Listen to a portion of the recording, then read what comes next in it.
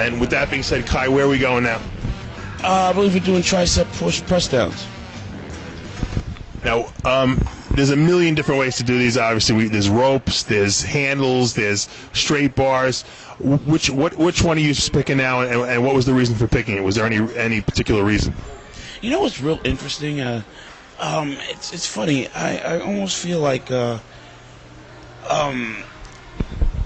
an athlete, training for competition or training, even in the off season, there's this kind of walking meditation that I think you end up doing unconsciously while training.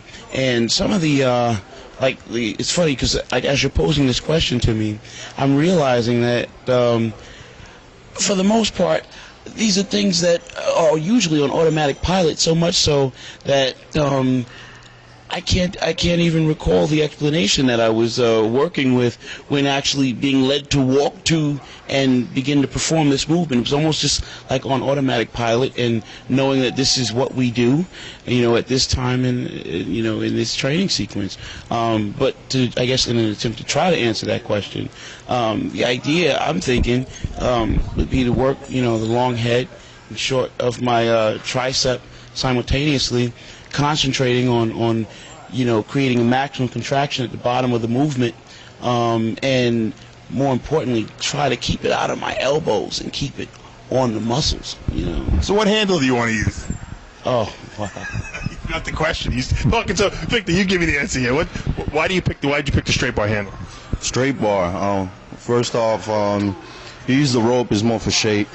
Get that shape in there, get that definition. Right now, we want power. Most exercises we're doing right now is just power, and that's what the straight bar does. And we notice we started with the double axle, takes away a lot of the pressure from the elbow. But as we keep going along, it does get a little light, and we had to step it up to the just the straight cable push downs. All right, that makes sense to me. Kai, your triceps are looking pretty freaky in that. Were your triceps always a good body part for you, or is this something that you worked hard and got? Yeah, I think it's something that you just kind of work hard at. I hear a lot of people say things at times, about, someone having, genetics, this genetic predisposition thing. And I think, long before, genetics can even really be seen at the surface, I mean, there's just so much work that just has to be done. I feel like, I worked very, very hard, long before I ever was able to, begin to discover whether or not I had, genetics to do something or not. Yeah, so, I think it's just a lot of hard work. And eventually, if you do have, whatever genetics potential is there, it'll, certainly be revealed at some point, but definitely not without the effort and the work in the beginning. Victor, when you started competing, were your arms a strong body part for you, or did they just develop over the years into a good body part? Well, arms are always an issue for me. I mean, because I started out with the love of wrestling and drawing, so I pretty much didn't want my arms to look, with height peaks and striated tricep. I just wanted a big, full arm, just like the wrestlers, So fortunately for me, that did not happen. And I created the fullness and the muscle bellies of bodybuilding just by basically doing my arms just once every couple of weeks, because I easily overtrained when I was younger because not having the right nutrition and the right foods to help me recover.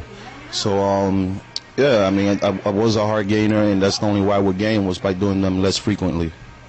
Interesting, and a lot of people, most of the beginners you see in the gym who want big arms, they're overtraining their arms. They're doing arms 3 times a week. They think that the more they do them, the more they're going to grow. Have you ever fallen victim to that, Kai, where you've trained, too many times a week and realized that it was counterproductive? Absolutely. But you know what? I think there is some fruit to be gained from that too. From the continued punishment, I think sometimes what can happen is you can also develop a sharper neurological connection between your mind and the muscle groups that have been overtrained. And, maybe, it has in some ways, held you back in the way of, maybe developing the size, but definitely with the new and sharper neurological pathway or link between your mind and that muscle, I mean, once you make the corrections, I think gains would definitely come because you'll be able to, train the muscles more efficiently, with a better strategy later on. That's a pretty interesting point, and I don't think anyone's ever addressed that the fact that you can overtrain is not necessarily productive in a sense of building muscle initially, but is building neurological pathways. And come to think of it, a lot of people ask me why I had good legs, and I was a long distance runner for many years, and maybe just the neurological pathways I built up from that, even though I never had big legs when I was a runner.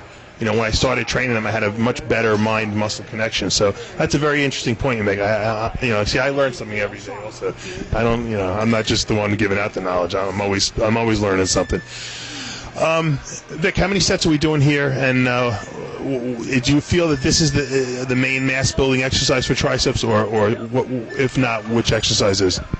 This is definitely not the main mass builder, but it does dig deep into the fibers. It really gets in there. It hits every part of the triceps. I mean, all three heads, whether you like to or not, and it gets right deeply in there. I believe more of the mass builder is the following exercise we're going to do, which is going to be a close grip bench press, allowing us to really handle more of the weight and really contracting deep in the triceps and just pushing on those pounds. This really builds up that mass right in there. You guys look like you know each other pretty well. Do you guys have a history together? Who should I ask you? Who wants to answer that question?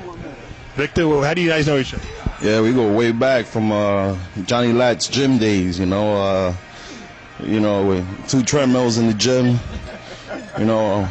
One straight up bike, one recoming bike, and doing lopsided squats and all that good stuff. It was actually one of the greatest gyms in New York. Being the turn of the century. Gyms. But it was a great gym. It no longer exists, but I was able to meet Kai there, and it was just great. And Kai's always been big. This guy is just. He's like, basically, I've been waiting for him to come this far, but he was just, like I told him earlier, he was lost in the NBA, WBF, NGF, organization. I don't even know, man. I didn't know it existed until I found out Kai was competing in it, But he's always had that greatness in him, and I met him in Johnny Lat's, and we go way back, man. That gym, you could find us there at 3 o'clock in the afternoon or 3 o'clock in the morning. Either way, we New Yorkers do it late, man.